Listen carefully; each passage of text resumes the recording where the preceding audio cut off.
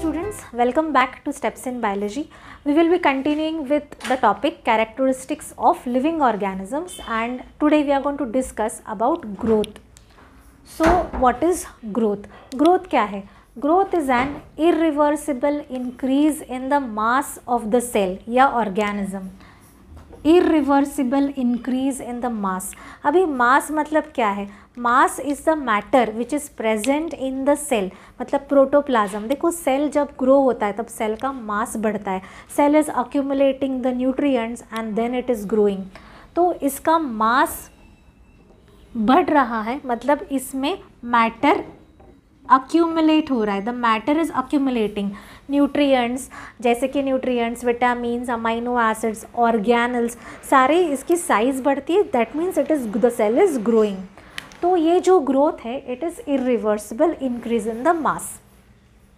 Growth दोनों organisms में होती है, unicellular as well as multi cellular.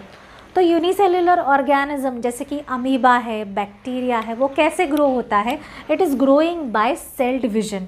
मतलब देखिए, इन यूनिसेल्यूलर ऑर्गेनिज्म अगर हम एक सेल की बात करें तो one cell is going to divide by cell division and it is forming two new cells, है ना. तो हम कह सकते हैं कि growth is happening as well as at the same time this organism is dividing. तो डिवीजन हो रहा है, मतलब कि रिप्रोडक्शन भी हो रहा है. एक सेल दो सेल्स पे डिवाइड हो रहा है, ग्रो भी हो रहा है, रिप्रोड्यूस भी हो रहा है. So in unicellular organism we can say that reproduction is synonymous with growth. Synonymous का मतलब क्या है? सिनोनिमस मतलब रिप्रोडक्शन के साथ साथ या ग्रोथ के साथ साथ reproduction is also occurring.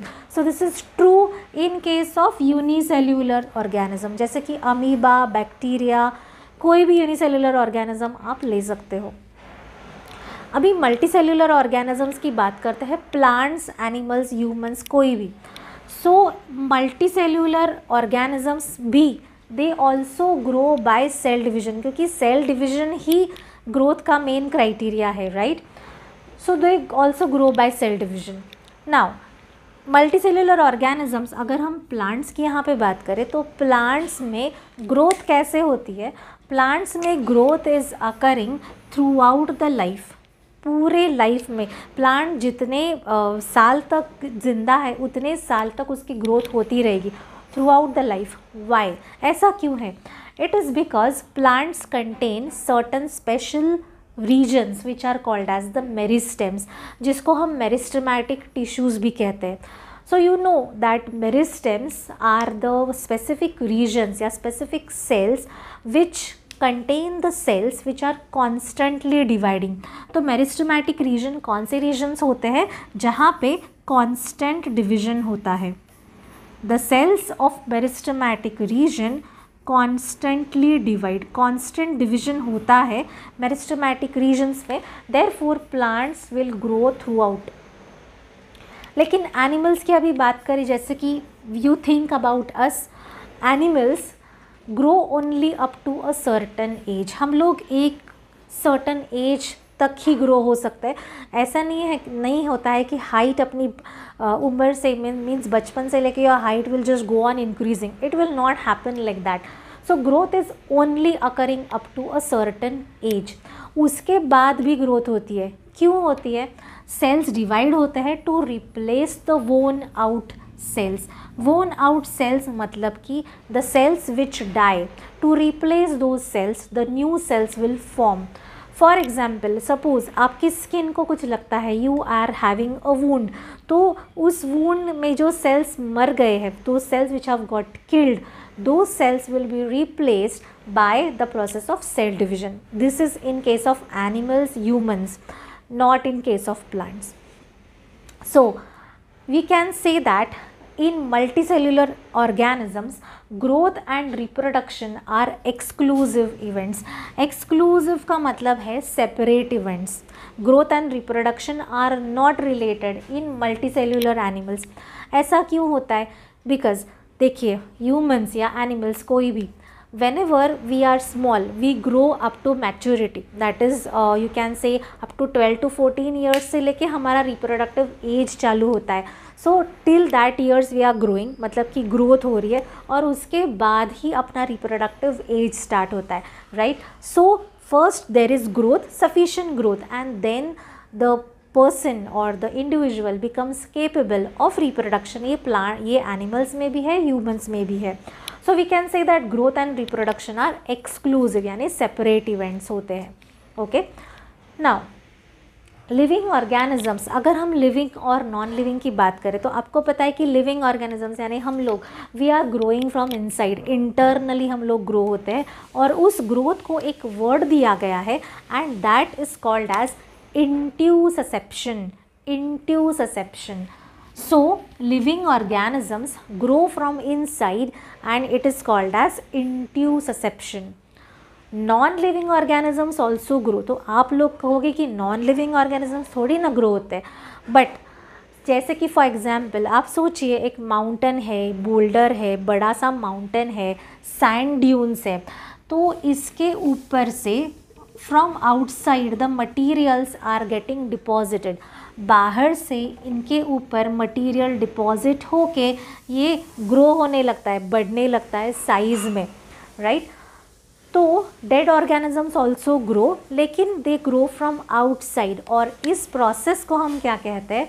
This process we call it as accretion. Accretion. Now dead organism, अगर ऑर्गेनिज्म डेड हो जाता है तो ऑब्वियसली उसके पूरे एक्टिविटी स्टॉप होते हैं. So dead organism does not grow. लेकिन ग्रोथ को हम डिफाइनिंग प्रॉपर्टी नहीं कहते.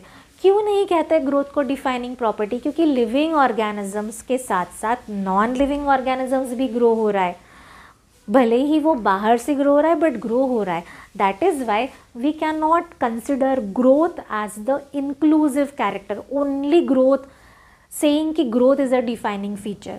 डिफाइनिंग फीचर के बारे में मैंने आपको क्या बोला था कि अगर सिर्फ वो एक ही फीचर हम लोग लेते हैं और कहते हैं कि इस फीचर को लेके आप बताइए कि लिविंग ऑर्गेनिज्म है कि नॉन लिविंग है, तो ऐसा ग्रोथ के बारे में नहीं होगा क्योंकि नॉन लिविंग ऑर्गेनिजम्स भी ग्रो हो रहा है.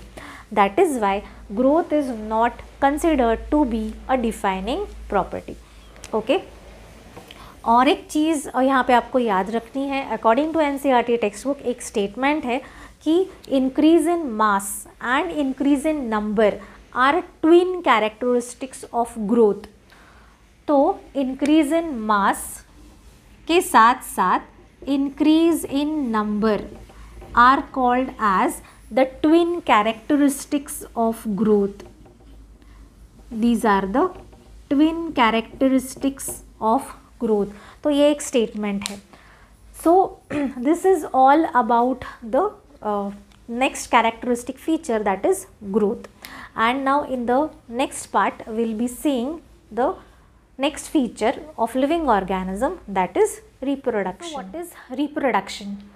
Reproduction is the formation of new individuals of similar kind या same species के. जैसे कि for example हम कहते हैं ना कि humans reproduce to produce humans, cats reproduce to produce kittens, that is reproduction. तो एक ही species के individuals तैयार होते हैं by reproduction. तो क्या reproduction ज़रूरी है सर्वाइवल के लिए? Is it essential for survival? No. मतलब ज़िंदा रहने के लिए किसी भी इंडिविजुअल ऑर्गेनिज्म को रिप्रोड्यूस करने की ज़रूरत नहीं होती. But then reproduction is essential for perpetuation. यहाँ पे परपेचुएशन का मतलब क्या है? देखिए, अगर स्पीशीज़ को कंटिन्यू करना है, इवोल्यूशन होना है, तो ज़रूरी है कि रिप्रोडक्शन हो जाए. अगर स्पीशीज़ रिप्रोड्यूस ही नहीं हुई तो it will not be able to grow its generations further. So it is essential for perpetuation, यानी इसके लिए for species का आगे बढ़ने के लिए, evolution होने के लिए. There are two types of reproduction, asexual and sexual. Asexual reproduction is uniparental. Uniparental का मतलब है कि एक ही parent cell involved होता है. Sexual reproduction is biparental, दोनों parents involved होते हैं. असेक्सुअल और सेक्सुअल रिप्रोडक्शन के बारे में हम आगे आगे डिस्कस करने वाले हैं. सो इस चैप्टर में जितना दिया है असेक्सुअल के रिप्रोडक्शन के बारे में, that we will cover in this chapter. Asexual reproduction. Asexual reproduction के बहुत सारे डिफरेंट टाइप्स होते हैं. हम लोग इसमें 4 टाइप्स कवर करेंगे. असेक्सुअल स्पोर्स इन फंगाई. तो देखिए फंगस कैसे रिप्रोड्यूस होता है. Fungus always reproduces by the help of its spores.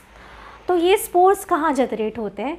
You know कि फंगाई की जो बॉडी होती है ना, उसको हम कहते हैं हाइफी. सो इसको हम कहेंगे हाइफी. ये फंगाई के होते हैं राइजोइड्स, जो बिल्कुल सबस्ट्रैटम या किसी भी सबस्ट्रेट में जहाँ पे फंगस ग्रो होता है उसमें जाके वो अपने आप को एस्टैब्लिश करते हैं. So these root like structures we call them as rhizoids. और फिर ये बटन लाइक स्ट्रक्चर दो हमें दिख रहा है, ball like structure, it is called as the sporangium. Bulb जो है वो स्पोरेंजियम के अंदर होते हैं स्पोर्स. ये स्पोर्स जब फंगल स्पोर्स किसी भी मॉइस्ट प्लेस के ऊपर गिरते हैं, ये स्पोरेंजियम रप्चर होता है और ये स्पोर्स बाहर निकल जाते हैं. And when they move out they will grow on a moist place and then they will start growing a fresh, मतलब एक नया फंगस तैयार होगा. So these are asexual spores. इसके भी बहुत सारे टाइप्स हमें आगे आगे सीखने हैं. Next is budding in east. तो ईस्ट क्या है. East is also a unicellular fungus. एक यूनिसेल मतलब एक सेल का फंगस है ईस्ट. तो ईस्ट सेल, इसको हम कहेंगे this is the parent cell. Parent cell के ऊपर एक स्मॉल आउटग्रोथ डेवलप होती है which is called as the bud. इसको हम बड कहते हैं. अभी इसका जो न्यूक्लियस है पेरेंट सेल का, वो न्यूक्लियस क्या होता है कि इलोंगेट होने लगता है. यहाँ पे देखिए द न्यूक्लियस इज इलोंगेटिंग.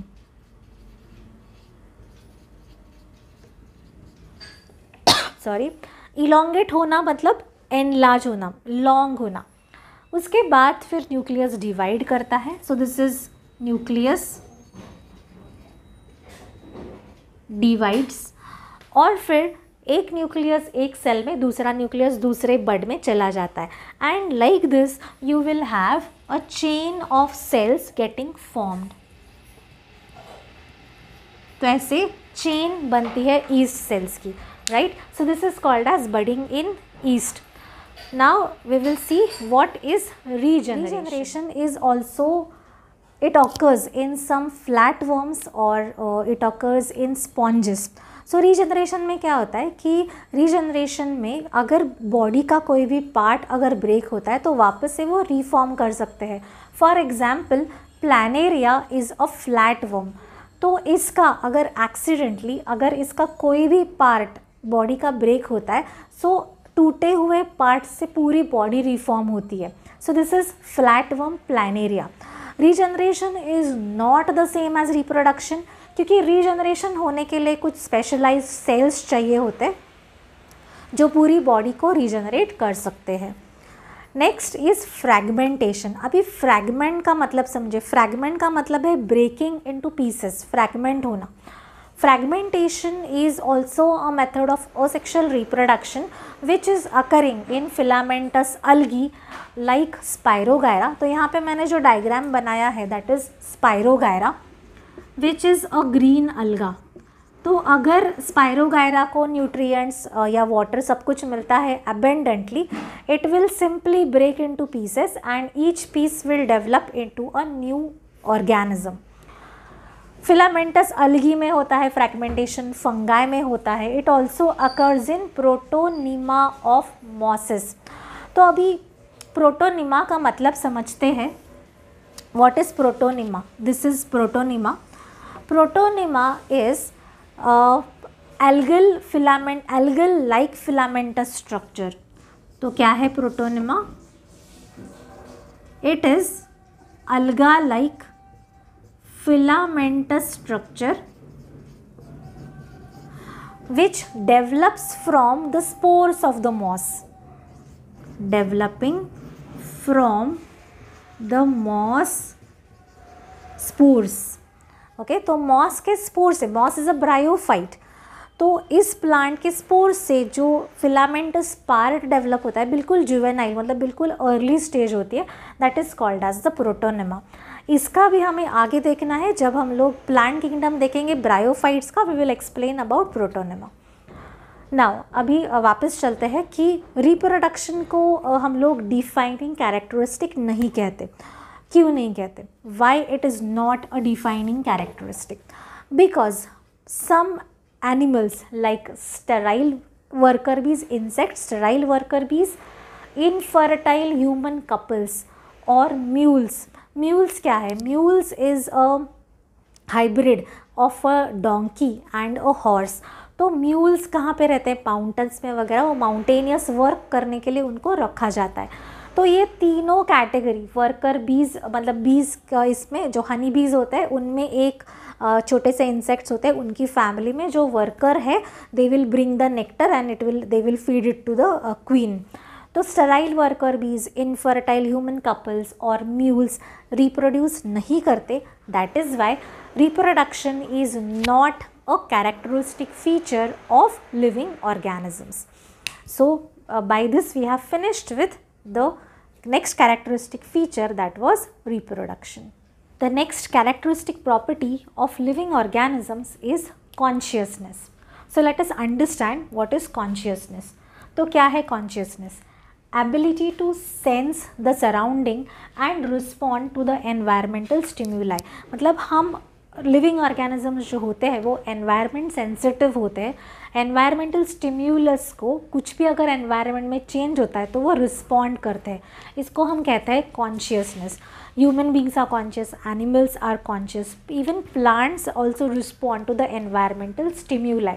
तो 3 टाइप के स्टिम्यूलाई हमें एनवायरनमेंट में दिखते हैं, that is physical stimuli, chemical stimuli and biological stimuli. तो फिजिकल स्टिम्युलाई क्या होता है? फॉर एग्जांपल जैसे कि सेंस ऑर्गन से हम लोग कुछ सेंस करते हैं, आईज़, ईयर, नोज़, तो इनसे, इन सेंस ऑर्गन से हमें जो कुछ भी चीज़ें दिखती है या समझती है उसको हम रिस्पॉन्ड कर सकते हैं। फॉर एग्जाम्पल जैसे कि if you are seeing something with your eyes then you respond to that visual stimulus, या you respond to some stimulus which you can hear. Similarly the plants do not have sense organs, but plant also respond to the stimulus. तो कौन से stimulus को plant respond करते हैं? Plant respond to the stimulus of light, they respond to the stimulus of water, plant respond to the stimulus of light, they respond to the stimulus of water, to the stimulus of soil etcetera. तो मतलब plants grow towards light, plants, the roots of the plant grow towards water and the roots grow towards the soil. So they show different type of movements. Photoperiod influences reproduction in seasonal breeders. तो photoperiod क्या है? Photoperiod is the duration of exposure to sunlight. Photoperiod is the duration of exposure to sunlight. It is called as the photoperiod. तो there are some animals and plants who are seasonal breeders. Seasonal मतलब एक particular season में ही वो reproduce कर सकते हैं. Breeding is reproduction. So they photoperiod is responsible for the reproduction in some seasonal breeders. It can be plants or animals both. Okay, now organism can also handle the chemicals entering their bodies. मतलब कुछ भी अगर if any nutrient or any material is seen outside, for example amoeba is there, अगर amoeba के surrounding में कुछ भी food है या any material, it is going to engulf it and it is going to respond to the chemicals which are entering in its body. Therefore, because of all these things, all these properties, we say that consciousness is the defining property, because no non-living organism is conscious, right? सारे living organisms conscious होते हैं, aware होते हैं, but self consciousness is the property which is shown only by the humans. सिर्फ human beings ही self aware या self conscious होते हैं। हम लोग जानते हैं कि हमें क्या करना है, और हम सेल्फ कॉन्शियसनेस सिर्फ ह्यूमन बींग से दिखाते हैं, कोई भी एनिमल या प्लांट सेल्फ कॉन्शियस नहीं है। पेशेंट लाइंग इन कोमा, जो पेशेंट कोमा में है, he is supported by the machines to live, he is neither living nor dead. So ऐसे पेशेंट को हम ना लिविंग कहते हैं ना डेड कहते हैं। So this was all about the property called as consciousness. The next characteristic feature of living organisms is energy. तो सारे लिविंग ऑर्गेनिजम्स को एनर्जी की ज़रूरत पड़ती है for carrying out all it's metabolic activities, right. कुछ भी एक्टिविटी हो, ग्रोथ हो, डेवलपमेंट हो, रेस्पिरेशन हो, एक्सक्रीशन हो, सारे लाइफ प्रोसेसेस के लिए लिविंग ऑर्गेनिजम्स यानी हम लोगों को, प्लांट्स, एनिमल्स, माइक्रो ऑर्गेनिजम्स को एनर्जी चाहिए, and that energy the living organism is obtaining it from the food, क्योंकि फूड में सारे न्यूट्रिएंट्स होते हैं, कार्बोहाइड्रेट्स, प्रोटीन्स, फैट्स एक्सेट्रा, जो हमें एनर्जी देते हैं, राइट। उसके बाद नेक्स्ट कैरेक्टरिस्टिक है लिविंग ऑर्गेनिज्म का, that is homeostasis. Now what is homeostasis? Homeostasis is the favorable internal environment, favorable internal environment which is suitable for the functioning of the body।